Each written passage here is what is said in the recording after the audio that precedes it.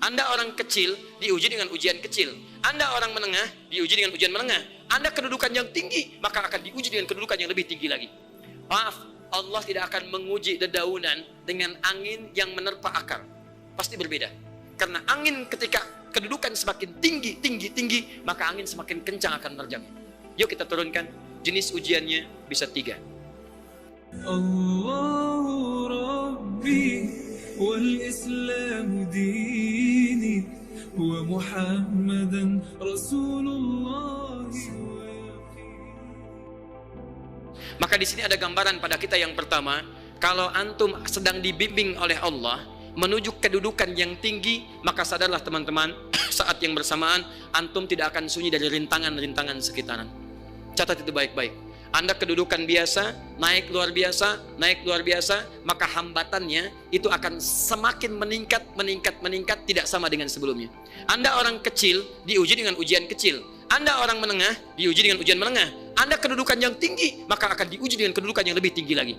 Maaf, Allah tidak akan menguji dedaunan dengan angin yang menerpa akar. Pasti berbeda. Karena angin ketika kedudukan semakin tinggi, maka angin semakin kencang akan menerjangnya. Yuk kita turunkan. Jenis ujiannya bisa 3. Bismillah. Tenang aja mas ya. Antum lihat aja, tulis ya. Nah, biar saya hapus, insyaallah. Perhatikan baik-baik. Sini. Kedudukan bersanding dengan ujian. Kalau rumus fisikanya F berbanding lurus dengan P. Gaya berbanding lurus dengan tekanan. Jadi kalau antum misalnya rumus asalnya F1 sama dengan F2, gaya gerak sama dengan gaya dorong. Kalau dikembangkan ke sini, tenaga kecil begini, maka yang bunyi kecil. Kalau besar, semakin besar lagi. Nah, memahami rumus ini, F sama dengan P. F berbanding lurus dengan tekanan. Ada gaya tekanan juga yang cukup kuat. Ketika antum pukul kencang, suara kencang. Tapi ini lebih sakit kan? Tekanannya lebih kuat. Itu agak berbeda. Itu dalam persepsi positif. Dalam persepsi negatif juga bisa.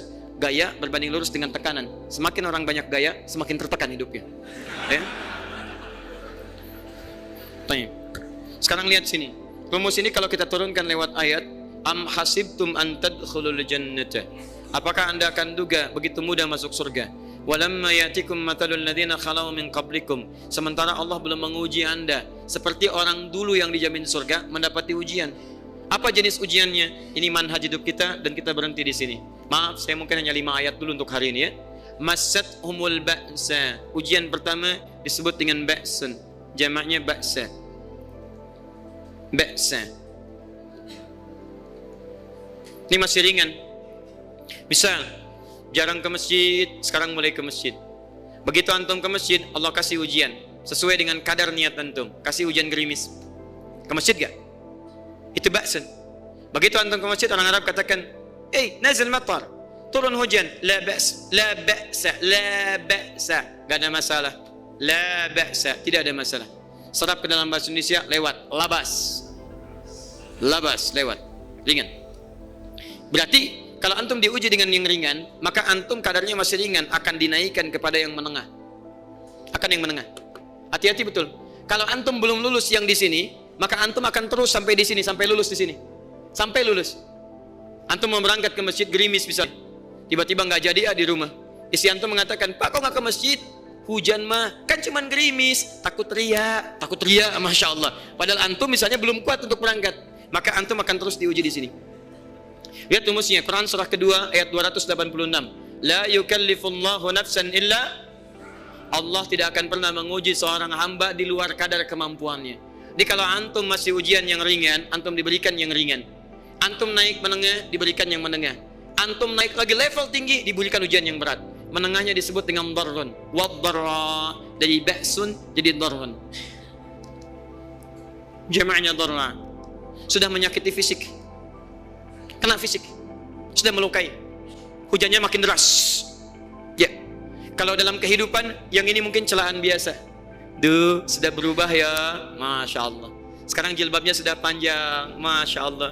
Duh, semakin panjang ya. Nyaingin Batman ya. Masya Allah. Udah banyak. Begitu sudah mulai pakai cadar, ninja, oh masya Allah, dorla, sudah nggak enak ke fisik, dorlun. Lihat rumusnya ya, lihat rumusnya baik-baik. Ini lebih menenangkan pada jiwa. Ketika anda dalam level-level seperti ini, Ini artinya Allah sedang menaikkan iman Anda dalam level yang lebih tinggi lagi. Di ketika ada celaan menghunjam dalam lisan seseorang, sudah mulai menyakiti, itu sebetulnya pengakuan dari Allah lewat lisan orang itu bahwa Anda sedang diangkat keimanan pada tingkat yang lebih tinggi. Ada yang mengatakan, kamu kenapa sih pakai jilbab begitu? Yang biasa aja kali. Mah, yang iman biasa sudah banyak. Saya ingin menampilkan keimanan yang luar biasa. Supaya dengan iman itu saya lebih mendoakan mama. Saya menampakkan amalan-amalan, mudah-mudahan pahalanya bisa buat mama. Masuk dengan bahasa yang baik. Masya Allah. Jadi kalau antum bisa melawan hal-hal demikian dengan bahasa yang indah, itu nyaman kepada jiwa. Kadang-kadang ada kalimat-kalimat yang tidak perlu pakai dalil, teman-teman sekalian. Kembalikan ke sini. Terakhir, wazulzilu zilzal. Zulzilu zilzal. Gempa, goyang. Dia ada ujian yang bisa menggoyangkan diri kita, membuat gempa hati kita. Antum sudah nggak kuat, kadang-kadang jalan sempoyongan, padahal nggak ada gempa di luar, cuman hati kita kayak kena goncangan. Diserang sana, serang sini, nggak bisa tidur, nggak bisa makan, tawarin ini susah, itu susah. Wazulzilu. Bahkan hatta yaqula Rasulullah walladzina amanu ma'ahu mata nasrullah. Sampai-sampai Rasul SAW, bahkan orang-orang beriman, bahkan yang setelahnya bisa mengatakan, kapan ini berakhir? Akan tiba masa Anda mengalami satu situasi sampai Anda mengatakan, kapan berakhirnya yang seperti ini? Serang, serang, serang. Perhatikan, jika Anda berada pada level ini, saya ucapkan selamat kepada Anda. Karena Anda akan diangkat pada kedudukan yang tertinggi di antara sekian ujian yang ada. Zuzah. Artinya Allah akan naikkan Anda pada derajat yang tinggi. Karena hukum ujian tadi, la yukallifullahu nafsan illa wus'aha. Allah nggak akan menguji seorang hamba di luar batas kemampuannya. Jadi kalau Anda sudah dipandang oleh Allah siap menerima yang ini, maka Anda akan diberikan zilzal. Kalau Anda nggak mampu, Anda hanya akan diberikan darra atau ba'sun. Dimohon maaf kalau di antara jamaah yang hadir saat ini Anda merasa sedang punya masalah yang berat, membuat hati Anda goyah, saya ucapkan pada Anda, dari sekian hamba Allah yang ada di muka bumi, cuman Anda yang diberikan itu. Artinya Allah akan mengangkat derajat Anda. Ayo bahagia. Dan yakinlah, bukan orang lain yang dititipkan, Anda yang diberikan. Allah percaya pada Anda, kenapa Anda tidak yakin? Bukan orang lain. Jadi mustahil Allah memberikan ujian berat kalau Anda nggak sanggup. Karena cuma Anda yang sanggup, Anda yang dikasih. Makanya jangan mengeluh. Jangan katakan, ya Allah, kenapa saya, ya Allah? Why me? Kata Allah, why not? Kamu yang bisa, yang lain tidak. Dan tanpa harus Anda menuliskan status, memang cuma saya yang sanggup. Oh, Masya Allah, gak usah. Sadari, kalau bukan sayang, Allah itu punya sifat adil, gak mungkin menukar sesuatu di luar kadarnya. Antum tahu cicak? Halo? Jangan katakan wallahu alam, cicak. Cicak, baik. Bagaimana aktivitasnya? Merayap. Di mana? Dinding. Apa makanannya? Nyamuk. Nyamuk bagaimana aktivitasnya? Terbang. Pertanyaan saya, di mana keadilan Allah menjadikan makhluk yang merayap makanannya terbang? Kalau nyamuk masuk kategori pertama tadi, pintar dan tahu dirinya pintar, jadi mainan cicak. Cicak, ayo tangkap. Cicaknya cuma merayap, dianya terbang. Beruntungnya nggak ada nyamuk yang jenius. Tapi yang paling hebat, perhatikan bagaimana lisan orang tua kita menanamkan kalimat-kalimat untuk menanamkan tauhidullah subhanahu wa ta'ala. Cicak diam merayap. Perhatikan, yang Allah tuntut pada cicak, merayap kamu. Walaupun cuma diam-diam. Lihat baik-baik. Diam-diam merayap. Datang seekor, Masya Allah, ketika dia merayap, nyamuk datang. Lihat, bukan cicak mendatangi nyamuk, tapi nyamuk mendatangi cicak. Kalau cicak tidak merayap, mustahil nyamuknya datang. Allah hanya tunjukkan, kamu merayap ya, nyamuk datang. Sekalipun dia merayap, cuma diam-diam, nyamuknya datang. Jadi hukum Allah itu kalau dipatuhi, nikmat kehidupan. Cicak gak merayap, nyamuk gak datang. Cicak merayap, nyamuk datang. Datang seekor nyamuk. Setelah itu, silahkan. Jadi kalau kita teman-teman ikuti hukum Allah, mau berat, alhamdulillah. Mau ringan, alhamdulillah. Ya mau sedang, alhamdulillah. Begitu diangkat, artinya ada pengakuan dari Allah, iman kita akan diangkat. Cuman bahasa Nabi Ya'qub alaihissalam kepada Yusuf alaihissalam, mesti ada persiapan dalam mengatasi itu semua. Tidak cukup hanya mendiamkan saja. Maka kata Nabi Ya'qub, jangan kisahkan dulu, bikin dulu pemetaan-pemetaan untuk mudah mengatasi itu semua. Ini poinnya. Anda harus punya rencana.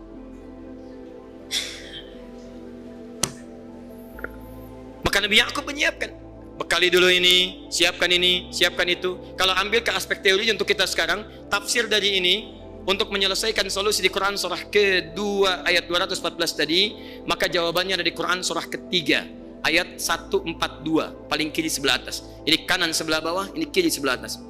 Dan awal ayatnya dibuka dengan kalimat yang sama. Perhatikan, Al-Baqarah ayat 214 kalimatnya menggunakan am hasibtum an tadkhulul jannah. Ali Imran 142 am hasibtum an tadkhulul jannah.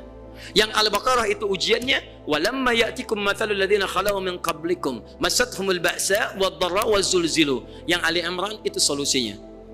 Am hasibtum an tadkhulul jannata walamma ya'lamillahu alladzina jahadu minkum wa ya'lamas sabirin.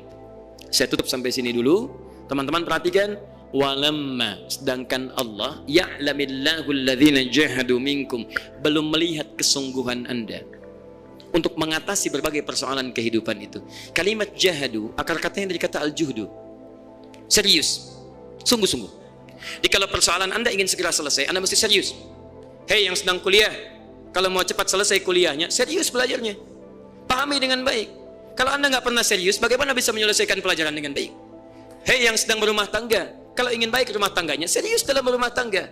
Keluarkan hukum-hukum Allah, terapkan dalam kehidupan rumah tangga. Anda akan mendapatkan manfaatnya. Hei yang sedang berbisnis, serius dengan pekerjaan. Karena hanya orang serius yang bisa menghasilkan kekayaan-kekayaan yang terbaik. Serius dalam ibadah, karena ibadah melahirkan keberkahan dengan kekayaan yang Anda dapatkan dari titipan Allah Subhanahu wa taala. Ayo serius. Al-juhdu dibagi 3 bagian. 1, serius dalam merencanakan, disebut ijtihad namanya. Bikin rencana. Misal, maaf, tadi dalam keluarga, kalau diambil kedudukan Yusuf alaihissalam, antum tempatkan itu pada porsi pertama sebagai target. Misal, Yusuf diberikan kedudukan oleh Allah. Bagaimana anak saya punya kedudukan walaupun tidak sama dengan Yusuf alaihissalam? Cari, rencanakan, buat pemetaan. Di masa depan anak saya mesti punya kedudukan. Apa? Kalau dalam kedokteran, kedudukan dokter yang terbaik. Kalau dalam bisnis, pengusaha yang terbaik. Misal, kalau dalam pemerintahan, jangan tanggung-tanggung, jadi presiden, jadi itu. Anda turunkan kemudian pendidikannya dari situ. Ijtihad direncanakan. Masuknya lewat sini, lewat sini, lewat sini, lewat sini. Seperti kemudian, maaf, Hannah dengan Imran rahimahumullah merencanakan hasil yang terbaik untuk Maryam, bahkan sejak dalam kandungan. Quran surah ketiga Ali Imran dari ayat 35 sampai 37, paling kiri pertengahan sampai bawah. Idz qalat imra'atu Imran rabbi inni nazartu, bahkan nazar. Nazartu ma fi batni muharrara, saya bernazar anak saya yang lahir ini akan punya kedudukan dekat dengan Allah Subhanahu wa taala. Di sejak bayi direncanakan. Mau jadi apa? Setelah itu apa? Jihad. Jihad itu kesungguhan dalam mempraktekkan, mengaktualisasikan konsep yang sudah dibuat. Jangan sampai cuma berdoa tapi doanya tidak disandingkan dengan ikhtiar, enggak nyambung. Makanya ketika lahir ada jihad, jihad dengan doa. Falamma wada'at saqalat rabbi inni wada'tuha untha, ayat 36-nya. Wallahu a'lamu bima wada'at wa laysa dzakaru kal untha. Lihat, wa inni sammaituha Maryam wa inni u'idzuha bika wa dzurriyyataha minasyaitonir rajim. Doa. Setelah berdoa apa? Teruskan. Bagian akhirnya ayat 37-nya. Maaf teman-teman, tidak cukup dengan doa. Karena Maryam masih dekat dengan Allah, punya kedudukan, dia mesti dirawat oleh orang yang paling saleh. Cari Nabi Zakaria, orang saleh. Mesti merawat. Tempatnya mesti netral dari keburukan, bikin mihrab. Jadi tempat dibuatkan, orang soleh merawat, doa dipanjatkan, doa berbanding lurus dengan ikhtiar. Apa yang terjadi? Ayat 37-nya. Fataqabbalaha rabbuha biqabulin hasanin wa ambataha nabatan hasana. Maka Allah Subhanahu wa taala menerima usaha orang tua ini. Doanya diterima, ikhtiarnya diterima. Jadi kalau antum mengambil ayat tadi, diterapkan dalam kehidupan, rencanakan teman-teman sekalian. Anak mau sekolah di mana? Mau jadi apa? Turunkan ke bawahnya. Oh, dia mau jadi dokter, dokter yang hafal Quran, turunkan. Pendidikannya di sini sampai paling kecilnya. Siapa gurunya yang dekat dengan Allah? Sekolahnya yang menjauhkan dari hal-hal keburukan. Sampai satpamnya soleh, securitynya soleh, koperasinya orang-orang soleh, gurunya orang-orang soleh. Hadirkan. Kalau ikhtiarnya sudah nyambung dengan doa, maka fataqabbalallah, qabbalallah. Taqabbalaha rabbuha. Diterima Maryam, antum diterima. Di kadang-kadang yang nggak nyambung nih begini, doanya nggak nyambung dengan ikhtiar, itu masalahnya. Ya Allah mohon ya Rabb, jadikan anak saya rajin sholat, hafal Al-Quran, tapi ditempatkan di sekolah yang tidak pernah mengajarkan sholat, gak nyambung. Ditempatkan di tempat yang tidak pernah mengajarkan Quran, tidak nyambung. Gak ada kesamaan di situ. Maka Nabi Ya'qub alaihi salam memberikan gambaran kepada anaknya, "Nak, kamu akan punya kedudukan begini. Hati-hati, setiap ada kedudukan akan ada rintangan. Kamu harus punya rencana untuk merencanakan solusi-solusi terbaik untuk itu." Kemudian yang terakhir, ini yang paling hebat, mujahadah. Perjuangan melawan emosi. Karena tidak sedikit tantangan itu, maaf, yang berat itu bukan menghadapi fisiknya, tapi menghadapi diri kita sendiri. Mau ke masjid, malas, itu yang susah dihadapi dibandingkan dengan hujan. Hujan ada payung, malas mau pakai apa? Maaf, menurun, semangat turun, malas datang, kecewa datang, pesimis datang, lawan, namanya mujahadah. Gabungkan ketiganya, isi dengan sabar. Wa ya'lamas sabirin. Manhaj itulah yang diberikan kepada Yusuf, sehingga Yusuf nanti mengalami tahapan-tahapan kehidupan sampai dengan beliau mencapai puncak tertinggi, disebut kemudian menjadi Al-Aziz, dan disitulah kemudian terbukti mimpinya setelah 40 tahun atau 80 tahun disebutkan dalam satu riwayat, maka terbuktilah mimpi ini. Punya kedudukan, bapak ibunya beserta saudara-saudaranya sujud di hadapan Yusuf alaihi salam. Teman-teman, ini baru 5% dari pengajaran yang ada di surah Yusuf. Masih banyak hal yang lainnya. Bagaimana ketika mohon maaf bertemu dengan saudaranya. Saya kasih bocoran sedikit. 10 orang rapat di satu tempat untuk mencelakai Yusuf. Setelah mereka menyimpulkan bapaknya itu lebih perhatian kepada Yusuf. La Yusufu ahabbu ilaina. Yusuf itu lebih dicintai dibandingkan kita pada diri bapak kita. Bapak kita salah nih. Bapak kita salah. Masya Allah. Bapak kita sesat nih. Ya, inna abana lafi dhalalim mubin. Bapak kita sesat banget nih. Salah bapak nih. Ya harusnya kita yang dicintai, kita lebih kuat. Wa nahnu usbah, kita lebih hebat dibanding dia. Rapat teman-teman. Yang hebat begini, 10 orang rapat. Diajukan usulan untuk membunuh Yusuf. Saya mau tanya pada antum, kalau 10 orang rapat, 9 mengusulkan A, 1 mengusulkan B, kira-kira yang diterima secara quorum 9 atau 1? 9. Ini bisa tertukar. Pembunuhan diusulkan, 9 orang condong, 1 orang mengusulkan, la taqtulu Yusuf, jangan bunuh Yusuf. Alqihi fi ghayabatil jubbi yaltaqithu ba'd as-sayyarah. Cukup lemparkan dia ke tempat gelap, kemudian di tempat itu akan lewat para kafilah, dia diambil dan menjauh dari kita. Yang penting kan Yusufnya nggak ada, supaya dosa kita nggak berat-berat amat. Yusufnya ambil, itu kan tujuan kita. Lihat baik-baik, biasanya setan kalau sedang melakukan sesuatu itu nggak akan nanggung, nodong bisa pembunuhan, lempar bisa perampokan. Tapi ini yang aneh, kenapa 9 orang yang untuk membunuh itu tiba-tiba belok menyepakati rencana yang pertama? Yang 1 orang, 9 orang, 10 orang rapat, 9 punya A, tiba-tiba yang 9 berpindah kepada yang B yang cuma 1 orang. Kenapa bisa terjadi? Ada rahasia di situ. Kapan rahasianya? Kapan-kapan kita bahas lagi.